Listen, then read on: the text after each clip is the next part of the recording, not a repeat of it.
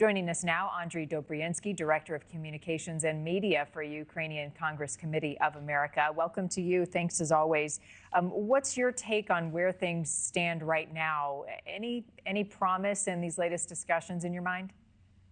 We've had two narratives coming out. The United States had a very strong narrative before the weekend, saying that they're only going to go there if there's something to sign, and making sure that the stories are out there that they were going to force Zelenskyy to the table.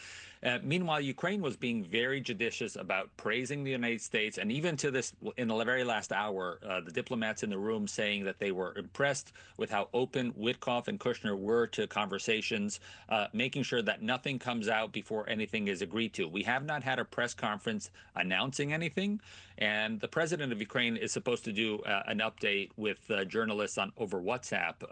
That's what he promised yesterday. So we'll see if that conversation is ongoing. But the president of Ukraine is currently speaking at a German-Ukrainian initiative that was launched this weekend as well, promising that Ukraine will now have a military-industrial office based in Germany. So one of the things that Europe is seeing out of this war is they're ramping up their army size and their spending on the military, and they're going to be relying heavily on Ukraine's military experience to understand what kind of planning needs to happen in the future.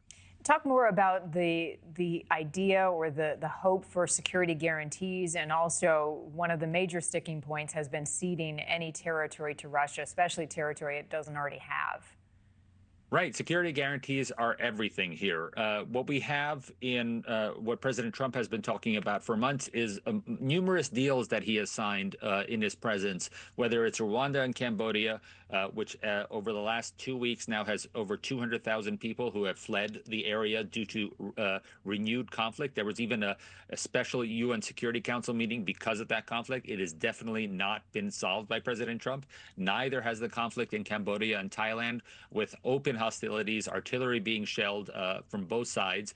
And this is the reason why is there are no hard security guarantees in any of these deals. These are pieces of paper signed by a president or a prime minister on one side or the other, and not ratified by any Congress or parliament on the other side. What Ukraine is looking for is not what they signed in 1994, where they gave up the third largest nuclear arsenal. In fact, if you count up all the nuclear warheads in the world today, that's less than what Ukraine gave up in 1994. They did that as part of a security guarantee that three nations then, and then additional ones signed on to it, that Ukraine would receive security guarantees. That is in the Russian and Ukrainian text, guarantee, that's in the text, and none of those guarantees were given to them when Ukraine was invaded in 2014 or again in 2022. So the issue here is something concrete. And one of the things that verifies this is you saw the Ukrainian ambassador, not just on the Sunday news shows here in the United States, but she was meeting with Congress at the end of the week and over the weekend, making sure that the senators and congressmen know what's happening. Because if a peace deal is signed where security guarantees are part of that, Ukraine is looking not just to have its own parliament verify it, but also it needs to be ratified by Congress. If a peace deal is signed, and it's a big if based on all the things that you're saying, you still have the issue of whether or not Russia and President Putin can be trusted. How does that get reconciled or addressed? What you heard from European leaders all weekend, there was a great interview on German television by the president of Finland, a great friend of President Trump's, Chancellor Merz out of Germany.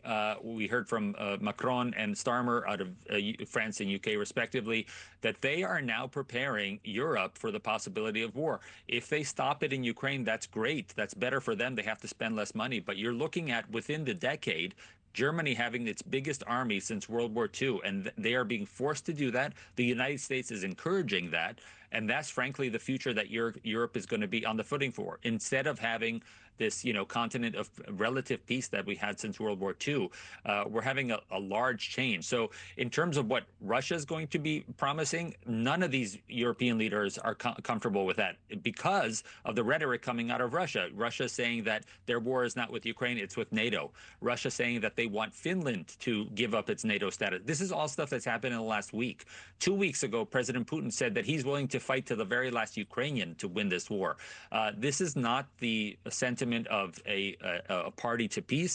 What Ukraine is doing is traveling anywhere President Trump wants, will meet anytime, talk about anything. What we're seeing from Russia is very much a standoffish attitude. Thank you for watching. Subscribe below and download our NewsNation app right now on your phone, and you will get fact-based, unbiased news for all Americans.